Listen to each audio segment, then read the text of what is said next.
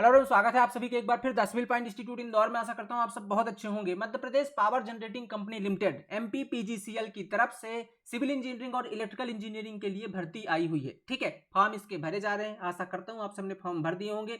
नहीं भरे तो अभी भी मौका है, जा करके भर सकते हैं। ठीक है, किस तरीके से इसकी तैयारी करनी है, एग्जाम कब हो सकता है, क्या एग्जाम का पैटर्न रहता है, लेवल क्या है, जॉब प्रोफाइल क्या है, कब तक ज्वाइनिंग हो जाती है, सारी जानकारी आज इस वीडियो के अंदर अपन डिस्कस करने वाले हैं। ठीक है, ध्यान से देखते रहिएगा। शुरू करते हैं। सबसे पहले आपके सामने पीपीटी है। ठीक है, क्या लिखा हुआ है इसके बारे में तो खैर आपने देख रखा होगा। मध्य Pradesh power generating company limited की तरफ से वैकेंसी है। अलग अलग जो विद्युत विभाग होते हैं, विद्युत जनरेटिंग कंपनी होती है, ठीक है, उन सबका एक मिला करके इस बार एमपीपीजीसीएल आपका एग्जाम ले रहा है। ठीक है, बहुत दिनों के बाद ये भर्ती आई है, बहुत अच्छी जॉब होती है। और इस तरीके की जो ये कंपनियां, आपकी सरकारी कंपनियां एग्जाम लेती हैं, इनके अंदर सबसे अच्छी चीज ये कि इनकी जो रिक्रूटमेंट प्रोसेस होती है वो बहुत फास्ट होती है। मतलब 3 से 4 महीने 5 महीने के अंदर सारा कुछ हो जाता है, ज्वाइनिंग वगैरह सब हो जाती है। ठीक है, तो ये बहुत अच्छी चीज है। और अगर आपको जॉब चाहिए 3 से 4-5 महीने के अंदर, तो ये जॉब आपके लिए ही है। ठीक है, सब कुछ बहुत बढ़िया है, ग्रेड पे वगैरह सब कुछ समझेंगे, स्टार्ट करते हैं। ठीक है, तो आप यहाँ पे पढ़ सकते हैं recruitment on various cadres in state power generating companies. ठीक है, इन पर आपकी जो है तो ये वैकेंसी आई हुई है। ओके, तो यहाँ पास आप देख सकते हैं ये चीज। अगले पेज में चलता हूँ, कुछ इंपॉर्टेंट बातें जो आपको समझनी जरूरी है। सबसे पहले इसके अंदर 2 प्रकार की पोस्ट है, हम इसमें बात करेंगे इलेक्ट्रिकल और सिविल इंजीनियरिंग की। इलेक्ट्रिकल इंजीनियरिंग में भी आपका असिस्टेंट इंजीनियर की वैकेंसी टोटल 13 पोस्ट है। थोड़ी सी इलेक्ट्रिकल की वैकेंसी इस पर ज्यादा है। ठीक है, और सिविल इंजीनियरिंग की vacancy as compare to electrical थोड़ी सी कम है। ठीक है, इसके बाद देखिएगा आपका असिस्टेंट इंजीनियर सिविल की है। ठीक है, असिस्टेंट इंजीनियर सिविल की टोटल 6 पोस्ट है। ओके, और आपका अगर और देखेंगे तो और कुछ पोस्ट है यहाँ पास। मैकेनिकल की ट्रेनिंग की भी है 53 पोस्ट। ठीक है, और आपका एचआर है, स्टाफ केमिस्ट है, लॉ ऑफिसर है, फायर ऑफिसर है, ऐसे और बहुत सारे पद हैं। हमारे काम की चीज़ इंजीनियरिंग वाली है। ठीक है, तो पहला तो आपका इलेक्ट्रिकल इंजीनियरिंग के लिए वैकेंसी है, और सिविल इंजीनियरिंग के लिए असिस्टेंट इंजीनियर पद के लिए। दूसरा आपका सिविल इंजीनियरिंग के लिए जूनियर इंजीनियर पद के लिए, और जूनियर इंजीनियर इलेक्ट्रिकल दोनों वैकेंसी है। जूनियर इंजीनियर इलेक्ट्रिकल के लिए 240 पद हैं। ठीक है, एक बहुत बड़ा नंबर है वैकेंसीज में, खासकर इलेक्ट्रिकल में वैकेंसी की सिविल के कंपैरिजन में कम आती है, लेकिन यहाँ पर बहुत ज़्यादा है। ठीक है, सिविल इंजीनियरिंग के लिए टोटल 40 पद हैं, आप इसमें देख सकते हैं। यूआर की टोटल 15 पोस्ट है इसके अंदर। ठीक है, एससी कैटेगरी के 4 हैं, एसटी कैटेगरी के 8 हैं, ओबीसी की 11 पोस्ट है, और ईडब्ल्यूएस की केवल 2 पद हैं। कुल मिलाकर के आपके 40 पोस्ट है इसके अंदर। ठीक है, अगले के अंदर चलते हैं अगर, तो आप यहाँ पास देख सकते हैं टोटल जो आपका ऑनलाइन सबमिशन की डेट है, लास्ट डेट आपकी 16 मार्च है। मतलब 16 मार्च से पहले आपको फॉर्म भर देना है। ठीक है, तो ध्यान रखिएगा, 24 से स्टार्ट हुआ है, 16 तारीख से आपको इससे पहले आपको फॉर्म भर देना है। ओके, और आगे अगर चलते हैं तो यहाँ पास आप देख सकते हैं ऑनलाइन के जो एग्जामिनेशन की डेट है, ठीक है, कंप्यूटर बेस्ड सीबीटी, ये आपका डॉक्यूमेंट। अच्छा, ये तो प्रोसेस के बारे में लिखा हुआ है। ओके, तो फिर आगे चलते हैं। एग्जामिनेशन डेट जो है तो मैं बताता हूँ इसकी एक्सपेक्टेड कब हो सकती है। थोड़ा सा क्वालिफिकेशन के बारे में पढ़ लेते हैं। असिस्टेंट इंजीनियर जो आपका एई के लिए है, एई के अंदर बहुत सारे लोगों को कन्फ्यूजन है। तो यहाँ पास सबसे पहले तो आपके पास बीटेक होना चाहिए। ठीक है, सबसे पहले आपके पास बीटेक होना चाहिए, लिखा हुआ है यहाँ पास। ठीक है, सिविल इंजीनियरिंग में एआईसीटीई या यूजीसी अप्रूव्ड यूनिवर्सिटी से आपके साथ पास मिनिमम 65% मार्क्स पर। ठीक है, जनरल कैटेगरी के लिए और ओबीसी के लिए आपका 55% मार्क्स पर। ठीक है, आपके पास क्या होना चाहिए, बीटेक होना चाहिए। ठीक है, ये चीज़ इसके अंदर लिखी हुई है।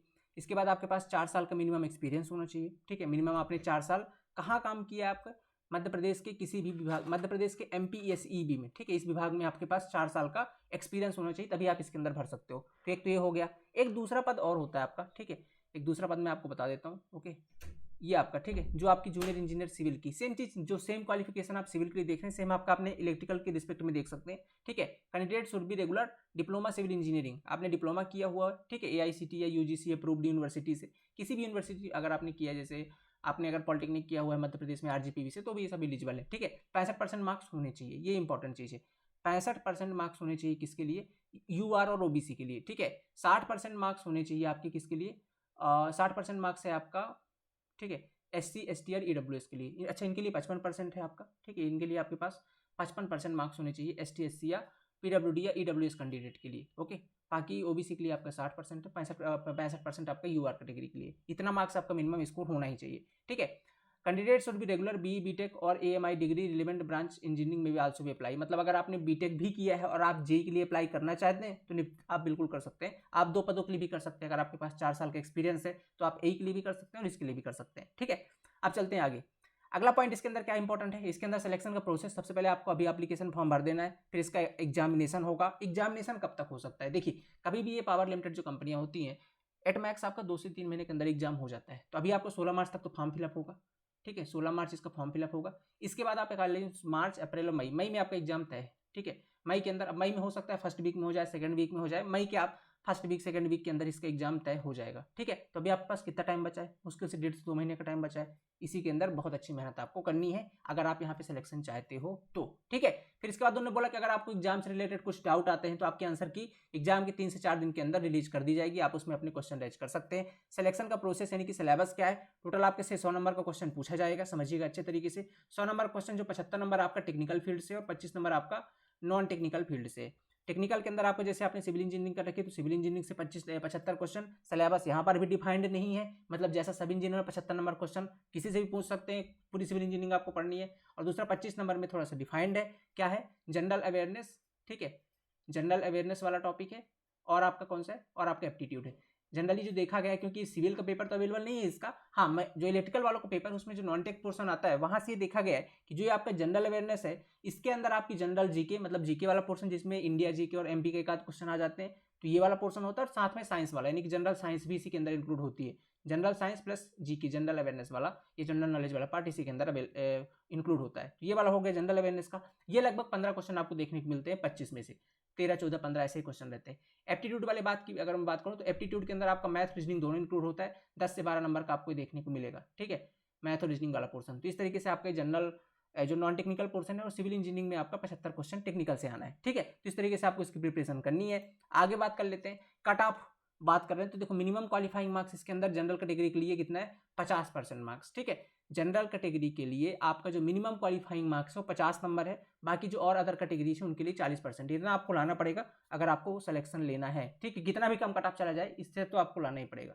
ठीक है, इसके बाद एग्जाम आपका कहाँ होगा? तो एग्जाम आप देख सकते हैं भोपाल, इंदौर, जबलपुर, सतना, उज्जैन, ग्वालियर, मध्य प्रदेश के अलग अलग सिटीज में इसका एग्जाम होने वाला है। ओके, एप्लीकेशन फीस के बारे में बताया भैया, 1200 रुपये लगेंगे जनरल कैटेगरी के लिए, बाकी ठीक है अनरिजर्व कैटेगरी के लिए 1200, बाकी जो अदर कैटेगरीज है, ठीक है, जो रिजर्व कैटेगरी जैसे ईडब्ल्यूएस है आपका, ST SC OBC, इन सभी के लिए कितने रुपए? 600 रुपये लग रहे हैं। ठीक है, अगली बात कर लेते हैं थोड़ा सा, ये आपके सामने है। ओके, इसके सामने आप देख सकते हैं भाई पे स्केल, बहुत सारे लोग को ना सैलरी में बहुत ज़्यादा इंटरेस्ट होता है, कितनी सैलरी मिलने वाली है, तो आपके सामने सैलरी की स्लिप ओपन कर रखा है। देखो यहाँ पे सबसे पहले आप असिस्टेंट इंजीनियर सिविल के लिए देख सकते हो 56,100 रुपये। ठीक है, 56,100 रुपये बेसिक पे होता है, इसके ऊपर भी अलाउंसेस ऐड होंगे। ठीक है, तो DA जो भी आपका लगता है, DA HRA सारा कुछ ऐड होगा, तो ये जाकर के आप समझ सकते हैं कितना जाएगा। ठीक है, 70-80 हज़ार सब चली जाएगी। तो ये होता है आपका कौन सा? बेसिक पे आपका 56,100 है, किसके लिए? AE के लिए है। और बाकी अगर बात करता हूँ मैं JEE सिविल के लिए, तो JEE सिविल के लिए आपका 32,800 है। तो 32,800 ये बेसिक पे है, इसके ऊपर भी अलाउंसेस ऐड होंगे, 40 में 45 तक पहुँच जाएगी। ठीक है, तो सैलरी बहुत अच्छी खासी है, जॉब बहुत बढ़िया होती है। ठीक है, लोकेशन इनकी, क्योंकि इसकी जनरली 3 ही कंपनियाँ हैं मध्य प्रदेश के अंदर जो जनरली पावर जनरेट करती हैं, जैसे एक इंदौर के अंदर है, भोपाल के अंदर और आपका जबलपुर के अंदर है। तो लोकेशन आपकी अच्छी रहेगी जॉब के लिए, तो ये भी बहुत बढ़िया बात है। तैयारी कैसे करें सर? 2 महीने का ही टाइम है। ठीक है, और इनके जो पेपर का लेवल होता है ना, ये बहुत अच्छा लेवल मेंटेन करते हैं, जितनी भी कंपनीज होती हैं बहुत तगड़ा मेंटेन करते हैं। तो 2 महीने के अंदर कैसे तैयारी करें ये इंपॉर्टेंट समझना। ठीक है, 2 महीने के अंदर कैसे तैयारी करें? सबसे पहली चीज़ ये कि इसके हमारे पास कोई SSC JEE का कोई बेस नहीं है, PYQ अवेलेबल नहीं है, तो क्या करें? तो जितनी भी होती हैं जनरली आपको SSC JEE का ही PYQ फॉलो करना है। ठीक है, SSC JEE का PYQ फॉलो करना है और उस तरीके के जो कॉन्सेप्ट है सारे अपने कवर करने हैं। ठीक है, तो अब तैयारी कैसे करें? केवल 2 ही मंथ का टाइम बचा हुआ है।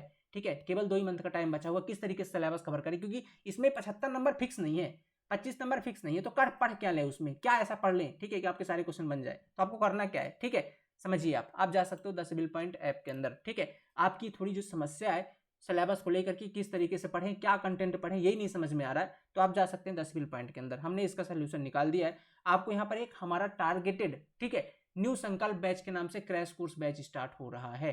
ठीक है, क्रैश कोर्स ऑलरेडी स्टार्ट हो चुका है। इसके अंदर सिविल इंजीनियरिंग का एकदम निचोड़, अब ये नहीं समझिएगा कि जब 2 महीने आपके पास है, 2 महीने में पूरी सिविल इंजीनियरिंग पढ़ा करके और उसके PYQ भी करवाने हैं, तो आप समझ सकते हैं किस तरीके से पूरा निचोड़ आपको देने वाले हैं इस बैच के अंदर। ठीक है, तो मतलब अगर आप यहाँ पे ज्वाइन होते हैं तो 2 महीने के अंदर पूरी सिविल इंजीनियरिंग रिवाइज करके और आप इसके PYQ कर लेंगे। ठीक है, साथ में नॉन टेक्निकल पोर्शन भी, मतलब अगर आप MPPGCL के लिए तैयारी करना चाहते हैं तो ये आपके लिए बेस्ट बैच है, जिसके अंदर हम आपको complete crash course batch, crash course के अंदर सबसे पहले तो कंप्लीट टेक्निकल सिविल का, ठीक है, कंप्लीट टेक्निकल सिविल का और साथ में आपका नॉन टेक्निकल पोर्शन। ओके, साथ में आपका नॉन टेक्निकल पोर्शन दोनों कवर करेंगे बहुत बढ़िया टाइम के अंदर। लगभग 200 घंटे के सिलेबस होगा। ठीक है, और आपके पास अभी बचे हुए लगभग 60 दिन का, मैंने एक दिन में 3 से 4 घंटे अगर आप पढ़ लेते हैं, ठीक है, तो आपका सारा सिलेबस फिनिश हो जाएगा और साथ में आप प्रैक्टिस भी करते जाइएगा। ये बहुत अच्छा मौका है MPPGCL के अंदर सिलेक्शन लेने का। अगर आपने सब इंजीनियर में तैयारी कर रखी, वहाँ पे नहीं हो पाया, तो ये आपके सामने है। ये बिल्कुल मत सोचिए यार सर ना 40 वैकेंसी है, कैसे होगा मेरा। अगर आपको याद होगा तो हमने इससे पहले आपका TO एग्जाम का, ठीक है, ड्राफ्टमैन TO का जो एग्जाम हुआ तो उसमें हमने देखा था टोटल 18 पोस्ट थी टोटल सिविल की, ठीक है। 18 वो भी रिजल्ट आया आपके 16 पर ही, शायद 19 पोस्ट थी, 16 पर रिजल्ट आया था। तो उसके अंदर भी आपने देखा सिलेक्शन 16 पोस्ट पर भी बहुत सारे लोग का हुआ, मतलब 16 लोग का तो हुआ ही है, ठीक है। तो आपको कितने पोस्ट चाहिए? आपको तो एक ही चाहिए ना, ठीक है, आपको तो एक ही पोस्ट चाहिए। तो आप ये मत समझिए कि 40 पोस्ट है तो मैं मेरा ही कैसे होगा, बहुत ही कम वैकेंसी, इतने सारे लोग फॉर्म भर रहे हैं। भैया आपको एक ही पद चाहिए, एक ही पद पर आपका सिलेक्शन होना है। आप अगर शिद्दत से मेहनत करेंगे, प्रॉपर वे के अंदर जो इसका सिलेबस है कंप्लीट सिविल इंजीनियरिंग वो रिवाइज करके अच्छे तरीके से PYQs कर लेते हैं तो आपका सिलेक्शन हो जाएगा, ठीक है। आप इन चीज़ों में सोचने की बजाय अपनी तैयारी पर ध्यान दें, सिलेक्शन आपका हो जाएगा। ओके, तो आपको पहले वहाँ पर फोकस करना है, ये चीज़ें हैं, ठीक है। तो न्यू संकल्प बैच हमारा स्टार्ट हो चुका है, ठीक है। कब से स्टार्ट हुआ? अभी 2 से 3 दिन हुए। इसके अंदर कंप्लीट क्लासेस चलेंगी आपको, टेक की भी, नॉन टेक की भी। कैसे ज्वाइन करना है सर इसको, कितनी फीस है? इसकी फीस बहुत ही कम है, फीचर में एक बार दिखा देता हूँ। Complete tech plus non tech की वीडियो लेक्चर है, नोट्स है, प्रैक्टिस सेट्स हैं और फुल डाउट सपोर्ट है, सारी चीज़ इसके अंदर अवेलेबल है, ठीक है। 2 महीने के अंदर आपकी कंप्लीट रिवीजन हो जाएगा, ओके। और 60 दिन का हमारा जो प्लान है, इसी के बाद आपका एग्जाम हो जाएगा। प्रॉपर वे के अंदर इसकी प्रैक्टिस करेंगे। कंटेंट क्वालिटी तो आपने देखी रखी है इससे पहले TO एग्जाम के अंदर, NHM के अंदर देखा, NHM के अंदर सारे क्वेश्चन फंस गए, ठीक है। आपने से अभी सब इंजीनियर के रिजल्ट आपने देख लिए, भरमार हो गई सिलेक्शन की। तो कंटेंट में बिल्कुल आप, ठीक है, देख सकते हैं, मतलब तगड़ा कंटेंट है, ठीक है। और अगर आप पढ़ लेते हैं जितना अपन कंटेंट दे रहे हैं ना, 100% सिलेक्शन आपका हो जाएगा, ठीक है। बस आप इसको एक बार जितना हम दे रहे हैं उतना अच्छे तरीके से शिद्दत से पढ़ लीजिए, ठीक है। तो ये आपको करना है। 3 से 4 घंटे की यहाँ पे प्रॉपर वे के अंदर क्लासेस चलेंगी। कैसे ज्वाइन करना है सबसे इंपॉर्टेंट, सबसे पहले आपको जाना पड़ेगा द सिविल पॉइंट ऐप के अंदर, ठीक है। द सिविल पॉइंट ऐप को गूगल प्ले स्टोर से डाउनलोड कर लीजिए। स्टोर सेक्शन पे जाकर के वहाँ पे आपको सर्च करना है MPPGCL, ठीक है। MPPGCL आपको वहाँ पर क्रैश कोर्स दिख जाएगा, वहाँ पर आप जाकर के ज्वाइन हो सकते हैं। डेमो वगैरह भी चाहें तो वहाँ पे चेक कर सकते हैं। इसके बाद भी अगर आपकी फर्दर कोई इंक्वायरी है तो ये हमारे कॉन्टैक्ट नंबर दिए हुए हैं 9340888429। इस पर आप कॉल या व्हाट्सअप कर सकते हैं, ठीक है। कॉल या व्हाट्सअप कर सकते हैं, आपको जो भी और जानकारी चाहिए वो दे दी जाएगी, ठीक है। बहुत अच्छी वैकेंसी है, आप ये ऑप्शन अभी आपको मिस नहीं करना है। और बिल्कुल डिमोटिवेट नहीं होना कि सर मेरा इस पे एग्जाम पे नहीं हुआ, मेरा सब इंजीनियर पे नहीं हुआ, कुछ नहीं हुआ। छोड़ो उन चीज़ों को, अभी आपके सामने ये वैकेंसी लगी हुई है, इस पे जी जान लगा दीजिए, यही है सब कुछ। इसके बाद एग्जाम आपका निकल जाएगा। बट ये कि आप पहले शिद्दत से इस बार जो भी 2 से 3 महीने बचे लगा दीजिए 8 से 10 घंटे पर डे का, ठीक है। आप भी इसके अंदर सेलेक्ट हो जाएंगे, ओके। तो ये चीज़ें हैं, ठीक है। MPPGCL की तरफ से सारी चीज़ मैंने एक्सप्लेन कर दी, क्या इसका एग्जाम पैटर्न है। और इसका जो प्रोसेस होता है बहुत फास्ट होता है, 2 से 3 महीने के अंदर सारी चीज़ें, मतलब 2 महीने के अंदर एग्जाम, तो अगले 2 महीने के अंदर ज्वाइनिंग वगैरह सारी चीज़ हो जाती है, ठीक है। तो ये बेस्ट अपॉर्चुनिटी है आप सभी के सामने इस टाइम पर, ठीक है। लग जाइए, खूब मेहनत कीजिए, सिलेक्शन ले लीजिए इस बार, ठीक है। अभी वैकेंसी बहुत सारी आ रही हैं, तो ये आपके लिए बेस्ट अपॉर्चुनिटी है MPPGCL की तरफ से, ओके। आशा करता हूँ आपको सारी चीज़ समझ में आ गई है, कैसे करना है मैंने आपको समझा दिया है। आप जा सकते हैं द सिविल पॉइंट ऐप के अंदर, और ये बहुत अच्छी हेल्प हो जाएगी आपकी लास्ट टाइम पे। अगर आपने पढ़ भी रखा है तो भी आप लोग का बहुत तगड़ा रिवीजन हो जाएगा, ठीक है। और बहुत बहुत अच्छी चीज़ें आप अच्छे तरीके से आप अपना सिलेबस कवर कर पाओगे लास्ट टाइम पे, ठीक है। आशा करता हूँ आपको सारी चीज़ समझ में आ गई। मिलते हैं अगले लेक्चर के अंदर। Thank you so much, have a nice day.